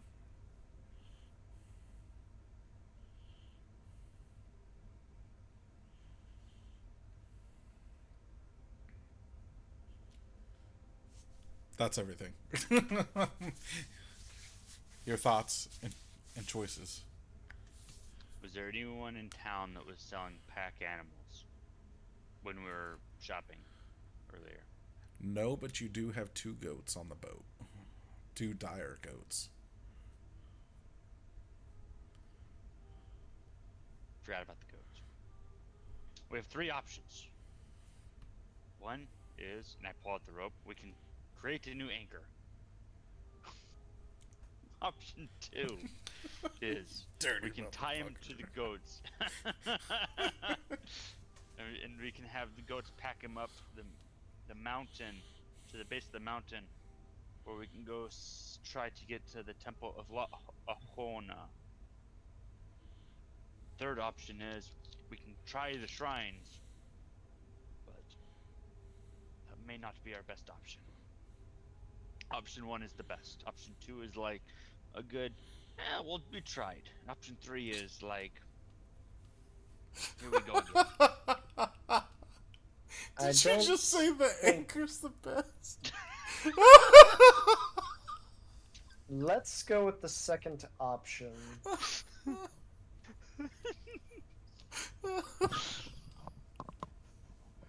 Well, all right. All right. So do you want to either wrangle the goat, or do you want to try to get him where we can get him tied on?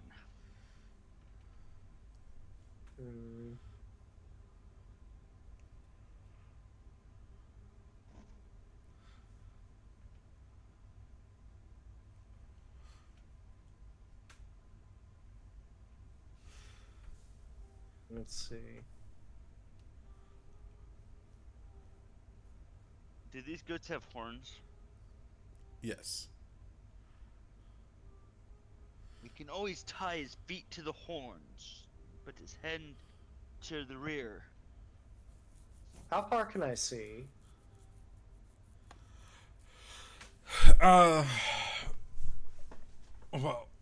what are you looking for? How far is my range of sight? This is a beautiful question that I've been thinking a lot about, like far more than I should be thinking about. Because I don't fully, as a DM, I don't fully understand how sight is supposed to work within D&D, because I feel like raw, your sight is your vision limits. When it says 30 feet, then that's all you're supposed to be able to see. But like logistically, that's not how sight works. But then dark vision going out to 60 feet doesn't make sense. Because then after 60 feet, you just can't see anything. That doesn't make sense.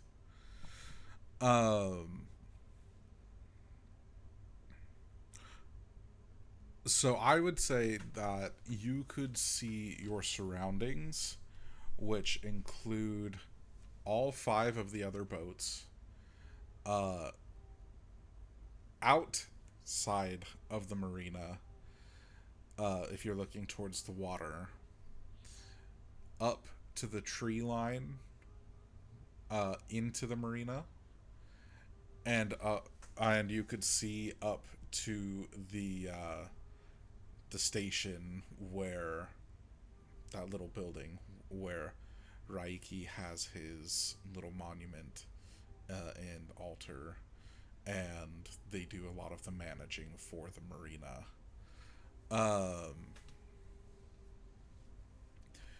That's probably more than 60 feet. Uh,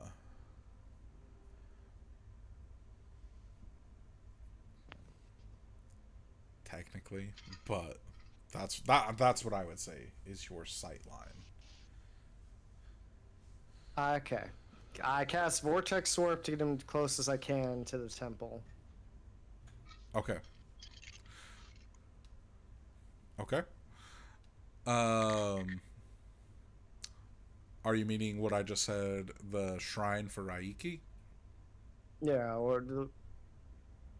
so like the closest thing that we want is the temple, right? The temple for La Lahona, his god. Yes. Okay. So your vortex warp would probably get you up to the. Because the range is 90 feet. Yeah, that'll probably get you up to the tree line where you guys were when you first came down into the marina. So that would bypass you having to go through and slog through all of the goop of the jellyfish and risking any more stings.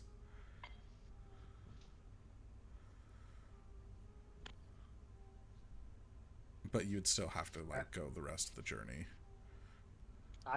Zane just looks at it and says, I can do that 4 more times. Okay. That'll get you through the first 5 minutes of traveling in the trees back to the city. If you want to use all 4 of those. By using all my spell slots. I Yeah. recommend we don't burn up all your spells. I would recommend the same. I recommend that we get just past the jellyfish goo and tie him onto this goat. Feet to the horns, beard to the tail. And let them carry him through the trees. Alright. Do you want me to roll an animal handling for that, or? Uh, How about we each try to gather one of the goats? That way we have a better chance. okay. Go for it. Both of you can roll that animal handling.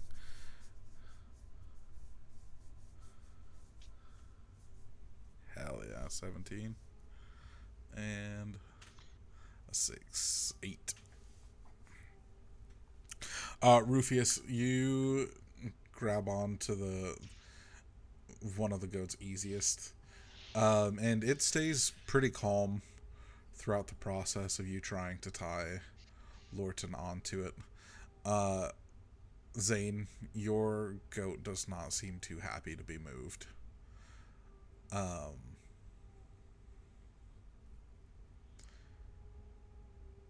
So, you've got him successfully tied on to the goat.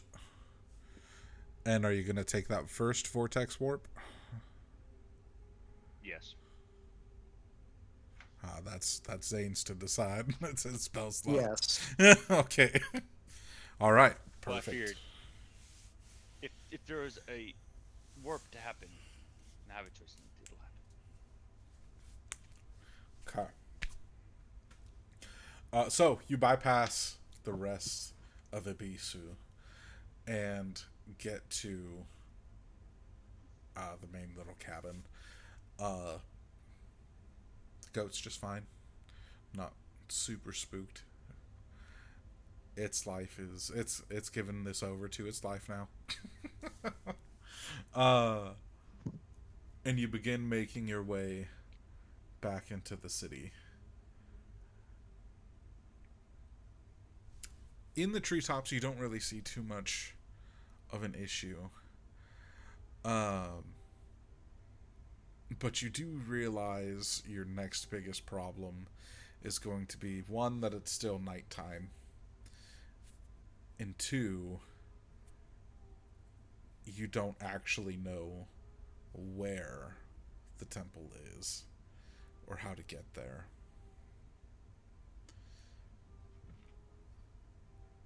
You could take a guess, or you could wait till people are around.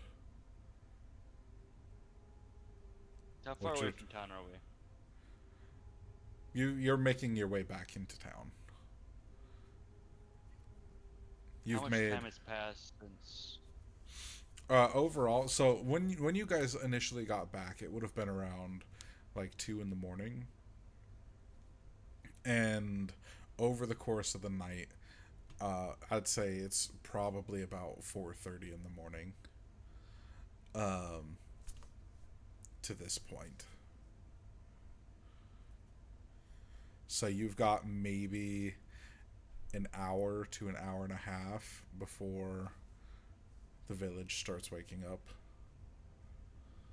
Would there be anyone still awake from all the crazy antics and racket and the moon situation from earlier?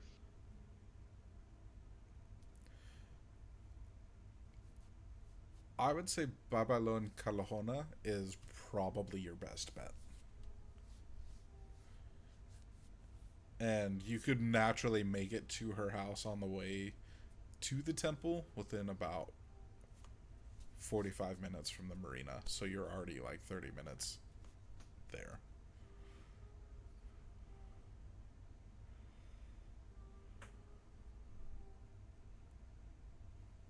Is there a thing we can do to speed up the walking pace? Is it dark and that's why it's taking us longer? No, it's because you're walking in paths in the trees. You're not on the ground, you're up in the air. And you have a goat. Valid.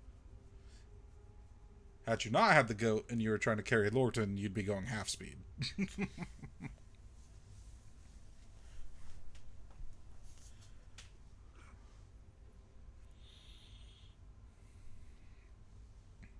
So, is that what you would like to do? Would you like to look for Babylon, Kailahona?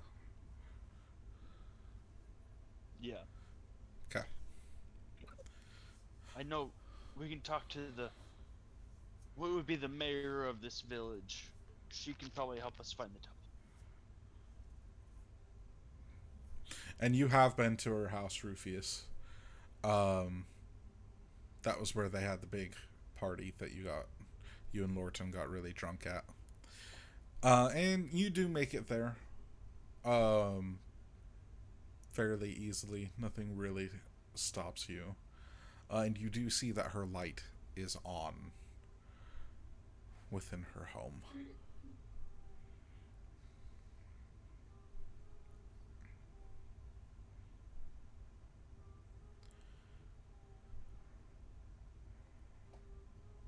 What would you like to do?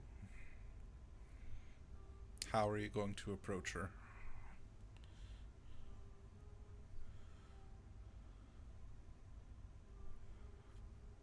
I'm going to knock on the door loudly and announce myself.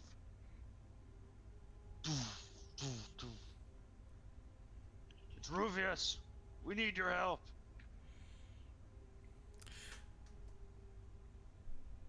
Zane?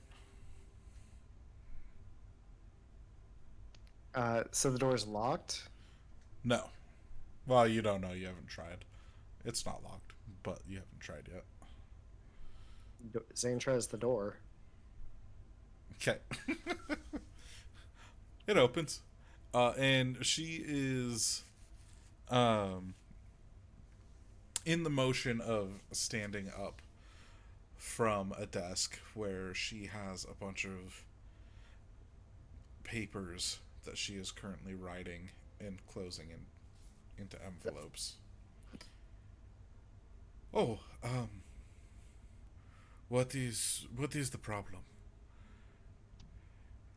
I was just writing to the other leaders of the islands to see if perhaps they could spare any others to help us. What is going on?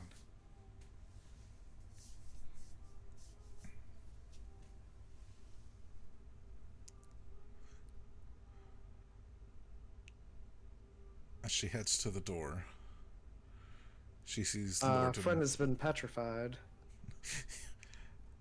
Oh. Thank you for not hog-tying Lorton. uh, The way that I tied him He's- onto the goat was a little more disrespectful. yeah, I figured when that beard was tied to the goat's ass. You jerk. She He wouldn't fall off. We got a new boat anchor. We're willing to trade. she walks forward and puts a hand on him, and there's a look of concern definitely crosses her face. Yes, this is very, very bad. The shrines, they have nobody who works them that could help. We definitely need to get to La Lojona's temple.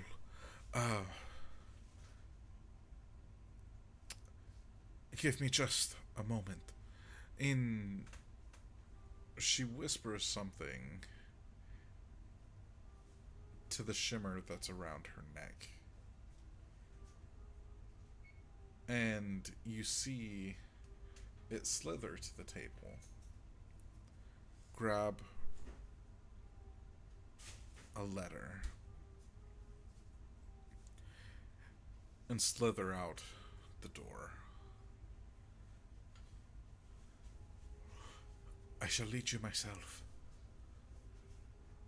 Quickly, we must go. And she closes and locks her home up behind her and leads off into the night. As you follow her, you hold a bit more confidence in the direction that you're going. That perhaps not all is lost for Lorton.